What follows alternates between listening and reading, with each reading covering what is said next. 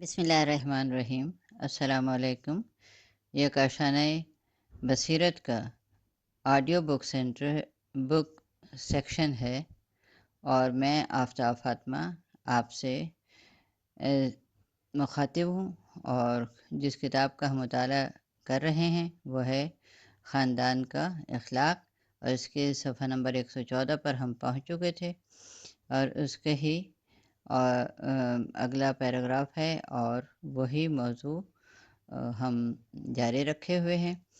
اور اس میں کہتے ہیں، لکھا ہے کہ عام طور پر خواتین یہ خیال کرتی ہیں کہ اگر میں نے اپنے شوہر کے غصے کے مقابلے میں خاموشی اختیار کی تو میری حیثیت و وقار میں کمی آ جائے گی اور ذلیل و خوار ہو جاؤں گی۔ حالانکہ معاملہ اس کے بالکل برعکس ہے۔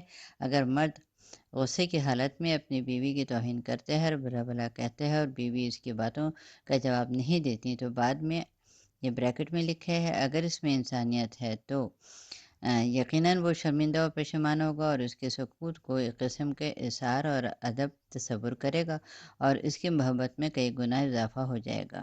اور جب اس کا غصہ ٹھنڈا ہو جائے گا اور اپنی اصلی حالت میں آ جائے گا تو سوچے گا کہ میں نے اپنی بیوی کی توہین کی، حالانکہ وہ بھی اس کا جواب دے سکتی تھی، لیکن اس نے بردباری سے کام لیا اور خاموش رہی۔ اس سے اندازہ ہوتا ہے کہ عقل مند اور موقع شناس خاتون ہے، اور جب سے اور مجھ سے بہت محبت کرتی ہے۔ ایسی صورت میں یقیناً اپنے فعل پر نادم ہوگا، اور اگر بیوی کو قصوروار سمجھتا ہے تو اس کو معاف کر دے گا، اور اگر بلا وجہ ہی غصہ ہو گیا تھا تو اس کا ضمیر اس کو ملامت کرے گا اور بیوی سے معذرت خواہی کرے گا۔ بس ایسی فداکار خاتون اپنے اس دانش مندانہ عمل کے ذریعے نہ صرف یہ کہ چھوٹی نہیں ہو جائے گی، بلکہ اس کے شوہر اور دوسروں کی نظروں میں اس کی عزت و وقار بڑھ جائے گا۔ اگلا پیراگراف اور اس صفحے کی آخری لائن، رسول اکرم صلی اللہ علیہ وآلہ وسلم فرماتے ہیں، جو عورت اپنے شوہر کی بد اخلاقیوں کے مقابلے میں صبر اور بردباری سے کام لیتی ہے، خداوند عالم اس کو حضرت آسیہ جیسا ثواب عطا کرے گا۔ اگلا پیراگراف اور صفحہ نمبر 115، حضرت کا یہ بھی ارشاد گرامی ہے کہ تم میں سے بہترین عورت وہ ہے جب اپنے شوہر کو خشمگین دیکھے تو کہے، میں تمہاری خواہشات کے سامنے سر جھکاتی ہوں، جب تک تم راضی نہ ہو جاؤ گے میری آنکھوں سے نیند کوسوں دور رہے گی۔ اگلا پیراگراف، ایک اور موقع پر آپ صلی اللہ علیہ وآلہ وسلم فرماتے ہیں، عفو و درگزر انسان کی عزت و بزرگی میں اضافہ کرتا ہے، معاف کرنے کی عادت ڈالو تاکہ خدا تم کو عزیز رکھے۔ اگلا موضوع شروع ہوتا ہے، مردوں کے پسندیدہ مشغلے۔ اگلا پیراگراف ہے، بعض مردوں کے گھر میں کچھ خاص مشغلے اور ہابی ہوتی ہیں، مثلاً طرح طرح کے ٹکٹ جمع کرنا، مختلف قسم کی تصویریں جمع کرنا، آٹوگراف لینا، مطبوعہ یا قلمی کتابیں جمع کرنا، کسی کو چڑیاں، بلبل، طوطے وغیرہ پالنے کا شوق ہوتا ہے، کسی کو شکاری اور پینٹنگ وغیرہ سے دلچسپی ہوتی ہے، کسی کو کتابیں اور رسالے پڑھنے کا شوق ہوتا ہے۔ غرض کہ اس قسم کی سرگرمیوں کو بہترین اور مفید تفریح میں شمار کرنا چاہیے۔ نہ صرف یہ کہ ان میں کوئی نقصان نہیں ہے بلکہ اس کے فوائد بھی ہیں۔ اس قسم کی مشاغل کے سبب چونکہ مرد کا زیادہ وقت گھر میں گزرتا ہے، اس لیے اس کے دل میں گھر سے انسیت پیدا ہوتی ہے، جسمانی تھکن اور ذہنی تفکرات برطرف ہو جاتی ہیں، بیکاری اور فرصت غم و غصہ پیدا کرتے ہیں، اور کام میں مشغولیت ذہنی مریضوں کے علاج کا ایک طریقہ سمجھا گیا ہے، اور جو لوگ ہمیشہ کسی کام میں مشغول رہتے ہیں وہ جسمانی اور نفسیاتی بیماریوں میں بہت کم مبتلا ہوتے ہیں، چونکہ انہیں گھر سے دلچسپی ہوتی ہے اور کسی نہ کسی کام میں مشغول رہتے ہیں۔ اس لیے سڑکوں پر آوارہ گھومنے، بری حرکتوں میں ملوث ہونے اور فتنہ و فساد کے اڈوں میں قدم رکھنے سے کسی حد تک محفوظ رہتے ہیں۔ اگلا پیراگراف اور آخری لائن اس صفحے کی، اس بنا پر خواتین کو چاہیے کہ اس قسم کے مشاغل کو اچھی نظر سے دیکھیں اور مرد کی بے عزتی نہ کریں اور اس کا مذاق نہ اڑائیں، اس کے کاموں کو احمقانہ اور بے فائدہ نہ سمجھیں بلکہ اس کی ہمت افزائی کریں اور وقت پڑنے پر اس کی مدد کریں۔ صفحہ نمبر 116 اور اگلا موضوع ہے خانہ داری۔ پیراگراف شروع ہوتا ہے، لکھا ہے انورٹڈ کاماز میں گھر۔ یوں تو ایک چھوٹی سی چار دیواری کا نام ہے، لیکن یہ ایک بہت بڑی نعمت ہے اور اس کے فوائد نہایت گراں قدر اور بے شمار ہیں۔ جس وقت انسان روزمرہ کے کاموں اور باہر کے شور و غل سے تھک جاتا ہے تو پناہ لینے کی غرض سے گھر آتا ہے۔ جس وقت زندگی کے نشیب و فراز اور کشمکش حیات سے گھبرا جاتا ہے تو آرام کرنے کے لیے گھر آتا ہے۔ حتیٰ کہ جب سیر و تفریح سے بھی تھک جاتا ہے تو یہیں پر آ کر پناہ لیتے ہیں۔ جی ہاں، گھر بہترین پناہ گاہ ہے کہ جہاں انسان بغیر کسی قید و بند کے اطمینان کے ساتھ آرام کرتا ہے۔ یہ انس و محبت، صدق و صفا اور سکون و آرام کا مرکز ہوتا ہے۔ نیک اور فضیلت مردوں اور عورتوں کی پرورش گاہ ہے، بچوں کی تعلیم و تربیت کا مرکز اور ان کی شخصیت و کردار کی تعمیر گاہ ہے۔ ایک ایسا چھوٹا سا معاشرہ ہے جس کے ذریعے انسانوں کا بہت بڑا معاشرہ تشکیل پاتا ہے۔ اگلا پیراگراف، بڑے معاشرے کی ترقی اور تنزلی، اچھائی اور برائی سب کچھ اسی چھوٹے سے معاشرے سے مربوط ہے۔ یہ چھوٹا سا خاندانی معاشرہ اگرچہ بڑے معاشرے کا ہی ایک جز شمار ہوتا ہے، تاہم کسی حد تک ذاتی آزادی اور استقلال سے بہرہ مند ہے۔ اسی لیے یہ کہنا بالکل درست ہے کہ سماج کی اصلاح کرنی ہے تو اس کی شروعات خاندانوں کی اصلاح سے کرنی چاہیے۔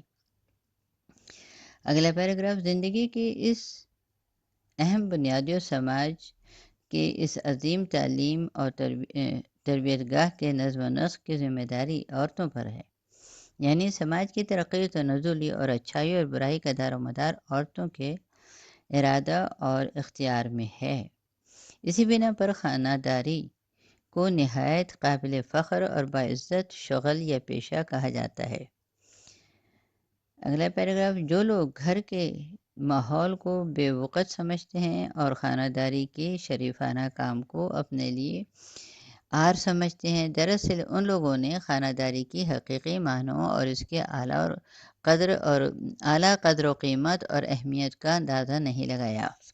یہ ہم صفحہ نمبر 117 پر پہنچ گئے۔ اگلا پیراگراف ہے، ایک خانہ دار خاتون کو فخر کرنا چاہیے کہ اس کو ایک انتہائی اہم اور حساس عہدہ سونپا گیا ہے اور وہ اپنی قوم و ملت کی ترقی اور خوشحالی کے لیے اظہار و قربانی کرتی ہے۔ تعلیم یافتہ خواتین کی اس سلسلے میں اور زیادہ ذمہ داری ہے۔ ان کو چاہیے کہ دوسروں کے لیے نمونہ ثابت ہوں اور دوسرے عملی طور پر ان سے خانہ داری اور شوہرداری کا سبق سیکھیں۔ انہیں چاہیے کہ عملی طور پر ثابت کریں کہ تعلیم یافتہ ہونے سے نہ صرف یہ کہ خانہ داری اور شوہرداری کے کاموں میں کوئی اثر نہیں پڑتا، بلکہ تعلیم تو زندگی کے آداب اور طور طریقے سکھاتی ہے۔ اگلا پیراگراف، ایک پڑھی لکھی خاتون کو چاہیے کہ امور زندگی کو بہترین طریقے سے انجام دے اور خانہ داری کے باعزت شغل کو اپنے لیے باعث افتخار سمجھے اور اپنے طرز عمل سے پڑھی لکھی خواتین کی لیاقت و برتری کو ثابت کرے، نہ کہ پڑھے لکھے ہونے کے عذر کر کے کسی کام میں ہاتھ نہ لگائے اور اس طرح پڑھی لکھی خواتین کو بدنام کرے۔ تعلیم حاصل کرنے کا مطلب بیکار گھومنا اور ذمہ داریوں سے پہلو تہی کرنا نہیں، بلکہ اپنی ذمہ داریوں کو بہتر طریقے سے انجام دینا اور ایک مدبر اور سلیقہ مند خاتون خانہ کی مثال قائم کرنا ہے۔ اس سلسلے میں ذیل کے واقعہ پر توجہ فرمائیے۔ ایک شخص جس نے ایک انٹر پاس لڑکی سے شادی کی تھی، عدالت میں کہا کہ میری بیوی گھر کے کسی کام میں ہاتھ نہیں لگاتی اور جب میں اعتراض کرتا ہوں تو کہتی ہے کہ برتن دھونا، کھانا پکانا، کپڑے دھونا اور بچے پالنا ایک انٹر پاس عورت کا کام نہیں ہے۔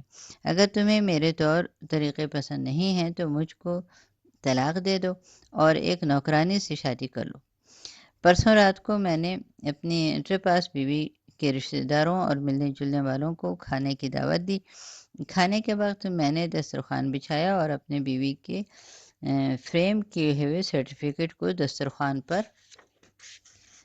سجا دیا اور کہا کہ معاف کیجیے، وہی کھانا حاضر ہے جو ہر روز حقیر کی بیگم بندے کو کھانے کے لیے دیتی ہے۔ میں نے مصلحت اسی میں سمجھی کہ آپ کے بھی اسی کے ذریعے پذیرائی کروں۔ اگلا پیراگراف، بہرحال امور خانہ انجام دینا اور خاتون خانہ دار ہونا ایک ایسا باعزت و شریفانہ کام ہے جس کے ذریعے عورتوں کی ہنرمندی اور لیاقت ظاہر ہوتی ہے۔ مناسب ہوگا کہ اس سلسلے میں خود تعلیم یافتہ خواتین کی نظریات و خیالات سے روشناس ہوں۔ خانم فریدہ نوروز شمرانی، یہ بریکٹ میں لکھا ہے بی اے، کہتی ہیں خاتون خانہ کو چاہیے کہ امور خانہ داری میں ماہر ہونے کے علاوہ اپنے شوہر کی اچھی ساتھی، اچھے اور اپنے بیوی اور اپنے بچوں کی اچھی ماں ہو اور ایک اچھی میزبان ہو۔ بچوں کے ڈاکٹر مسز فصیح کہتی ہیں میری نظر میں حقیقی گھر کی مالکہ وہی عورت ہوتی ہے جو دفتر میں کام نہ کرتی ہو، کیونکہ ہمارے ملک میں دفتروں میں غذا کا مناسب انتظام نہ ہونے اور بچوں کے لیے نرسری، اسکول وغیرہ کی کمی کے سبب کام کرنے والوں کو پوری طرح سہولتیں حاصل نہیں ہیں، لہٰذا ایک کام کرنے والی ماں اپنے شوہر اور بچے کی طرف سے فکر مند رہتی ہے۔ اگلے پیراگراف، میڈیکل کالج کی مسز صغریٰ یکتا کہتی ہیں خاتون خانہ کم بجٹ میں ایک گھر کو صاف ستھرا اور آراستہ رکھ سکتی ہے، اپنے شوہر کے غم و خوشی میں شریک ہو سکتی ہے اور اپنے شوہر کے سماجی اور ذہنی حالت سے غافل نہیں ہوتی۔ اگلا پیراگراف، مسز ایران نائمی کہتی ہیں گھر کے مالکہ ایسی خاتون ہوتی ہے جو غیر ضروری تفریحات میں کمی کرے اور اس کا مقصد گھر کے حالات بہتر بنانا ہو اور آمدنی کے لحاظ سے اپنے خاندان کے اخراجات چلانا چاہتی ہو۔ آمدنی کے لحاظ سے اپنے خاندان کے اخراجات چلانا جانتی ہو۔ اگلا ٹاپک ہے صفائی، اور پیراگراف شروع ہوتا ہے، لکھا ہے خانہ داری کی اہم فرائض میں سے ایک کام مکان اور گرہستی کے سامان کو صاف ستھرا رکھنا ہے۔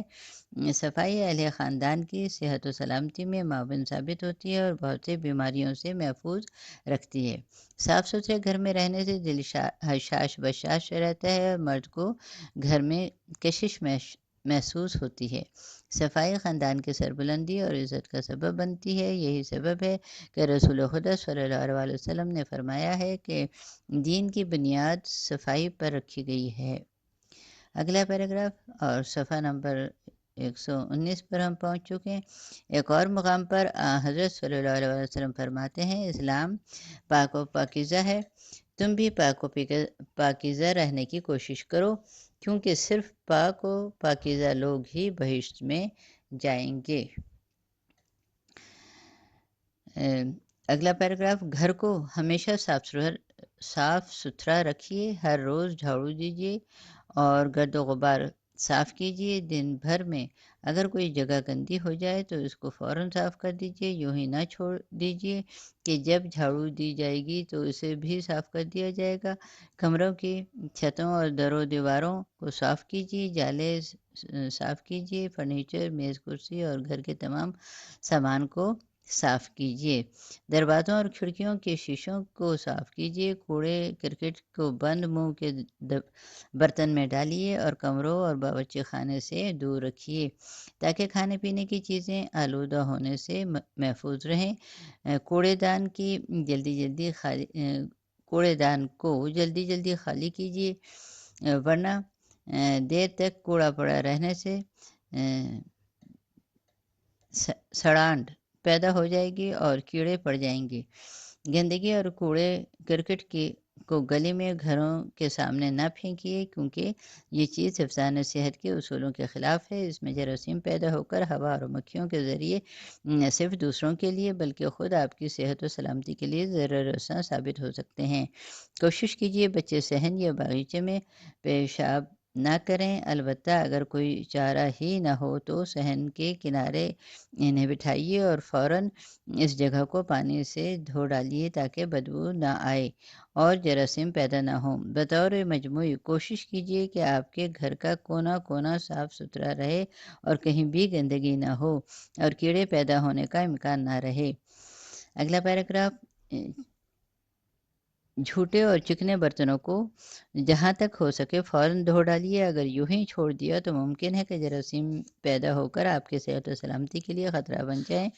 برتنوں کو صاف پانی سے دھوئیے اور اگر حوض یا کسی جگہ جمع کیے ہوئے پانی سے دھوئے ہوں تو بعد میں ایک بار اس پر پاک اور صاف پانی ڈالیے، کیونکہ ممکن ہے کہ رکے ہونے کے سبب حوض کا پانی آلودہ ہو اور آپ کی صحت کے لیے ضرر رساں ہو۔ یہ ہم پہنچ چکے ہیں صفحہ نمبر 120 پر۔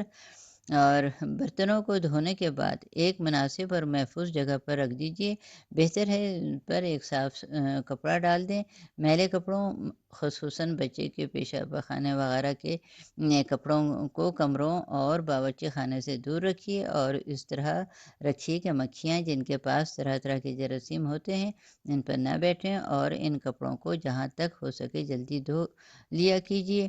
ہمیشہ صاف ستھرے کپڑے پہنیے اور بچوں کو بھی صاف ستھرا رکھیے۔ خاص طور پر نیچے پہننے والے کپڑے ہمیشہ صاف ہونے چاہیے کیونکہ وہ براہ راست بدن سے مس ہوتے ہیں۔ اگلا پیراگراف، گوشت والوں اور دوسری کھانے والی چیزوں کو پکانے سے پہلے گوشت، دالوں اور دوسری کھانے والی چیزوں کو پکانے سے پہلے خوب اچھی طرح دھو لیا کیجیے۔ خاص طور پر سبزیوں کو کئی بار بہت احتیاط سے دھونا چاہیے کیونکہ اکثر اس میں کیڑے اور جراثیم ہوتے ہیں جو بہت نقصان دہ ہوتے ہیں۔ پھلوں کو کھانے سے پہلے خوب اچھی طرح مل کر دھو لینا چاہیے کیونکہ درختوں پر اکثر کیڑے مارنے والی دوائیں چھڑکی جاتی ہیں، اس لیے اس بات کا امکان رہتا ہے کہ اس میں زہر سرایت کر گیا ہو سکتا ہے اس کا فوری اثر نہ ہو لیکن بعد میں اس کا یقیناً اثر ہوگا۔ کھانے سے قبل اپنے اور بچوں کے ہاتھوں کو اچھی طرح دھو لیا کیجیے۔ اگر چھری کانٹے سے کھانا کھائیں تب بھی ہاتھوں کو دھو لینا بہتر ہے۔ ممکن ہے آلودہ ہو جب آپ کی تندرستی کے لیے نقصان دہ بن جائیں۔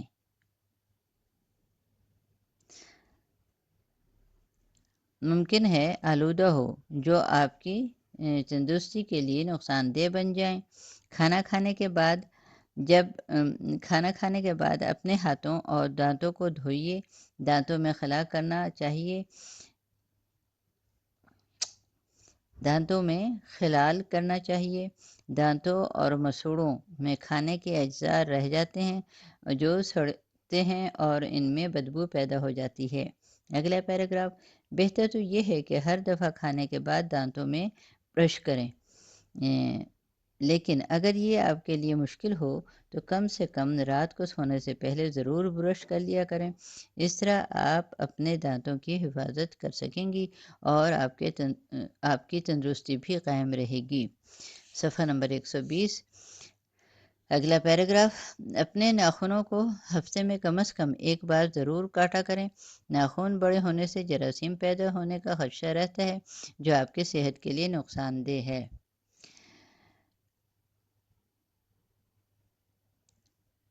صحت کے لیے نہانا بہت ضروری ہے۔ بہتر ہے کم از کم ایک دن چھوڑ کر ضرور نہا لیا کریں۔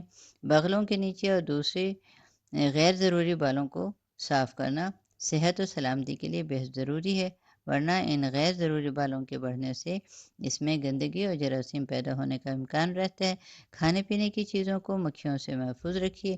اسلام کی مقدس شرح میں صفائی پر بہت زیادہ زور دیا گیا ہے، جن میں سے چند کا ذکر کیا جاتا ہے۔ اب یہ چند کا ذکر ہے۔ اگلا پیراگراف ہے، حضرت امام جعفر صادق علیہ السلام فرماتے ہیں، خدا خوبصورتی اور زینت کرنے کو پسند فرماتا ہے اور فقر و غربت کا مظاہرہ کرنے کو مکروہ کہا گیا ہے۔ خداوند عالم پسند فرماتا ہے کہ اپنی نعمتوں کے آثار اپنے بندے میں دیکھے، اس کا لباس پاک اور صاف ستھرا ہو، خوشبو استعمال کرے، اپنے گھر کو صاف ستھرا اور سجا کے رکھے، گھر اور اس کے اطراف میں جھاڑو لگائے، غروب سے پہلے چراغ روشن کرے، کیونکہ یہ عمل فقر کو گھر سے دور کرتا ہے اور روزی میں اضافہ کرتا ہے۔ اگلا پیراگراف ہے، حضرت رسول خدا صلی اللہ علیہ وآلہ وسلم فرماتے ہیں، میلا کچیلا آدمی ایک خراب بندہ ہوتا ہے۔ اگلا پیراگراف ہے، حضرت علی علیہ السلام فرماتے ہیں، مکڑی کے جالوں کو اپنے گھروں سے صاف کرو، کیونکہ یہ چیز ناداری کا باعث ہوتی ہے۔ اگلا پیراگراف، حضرت رسول خدا صلی اللہ علیہ وسلم کا ارشاد گرامی ہے، کوڑے کرکٹ کو رات میں گھر میں نہ پڑا رہنے دو، کیونکہ وہ شیطان کی جگہ ہوتی ہے۔ پیغمبر اسلام صلی اللہ علیہ وسلم کا یہ بھی ارشاد گرامی ہے کہ کوڑے کرکٹ کو گھر کے دروازے کے سامنے نہ پھینکو، کیونکہ وہ شیطان کی جگہ بن جاتی ہے۔ یہ ہے صفحہ نمبر 122۔ حضرت صلی اللہ علیہ وسلم فرماتے ہیں، انسان کا لباس ہمیشہ پاک و صاف ہونا چاہیے۔ ایک اور موقع پر آپ فرماتے ہیں، میلے کچیلے رومال کو گھر میں نہ پھینکو، کیونکہ شیطان کی جگہ بن جاتی ہے۔ حضرت امام جعفر صادق علیہ السلام فرماتے ہیں، برتنوں کو دھونا اور گھر کو صاف رکھنا روزی میں اضافہ کرتا ہے۔ آپ کا یہ بھی ارشاد ہے کہ برتنوں کو ڈھانک کر رکھنا چاہیے، کیونکہ شیطان ان میں تھوکتا ہے اور ان سے استفادہ کرتا ہے۔ ایک اور جگہ آپ فرماتے ہیں، پھلوں کو خوب اچھی طرح دھو کر کھانا چاہیے اور اس میں زہر ہوتا ہے۔ اگلے پیراگراف میں حضرت امام موسیٰ کاظم علیہ السلام فرماتے ہیں، ایک دن چھوڑ کر نہانا انسان کو موٹا کرتا ہے۔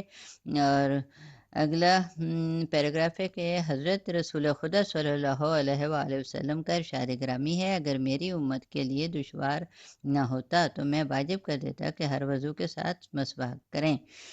اور اس سے اگلا پیراگراف ہے کہ حضرت امام جعفر صادق علیہ السلام فرماتے ہیں، جمعے کے دن ناخن کاٹنا جذام، جنون، برس اور اندھے پن جیسے امراض سے دور رکھتا ہے۔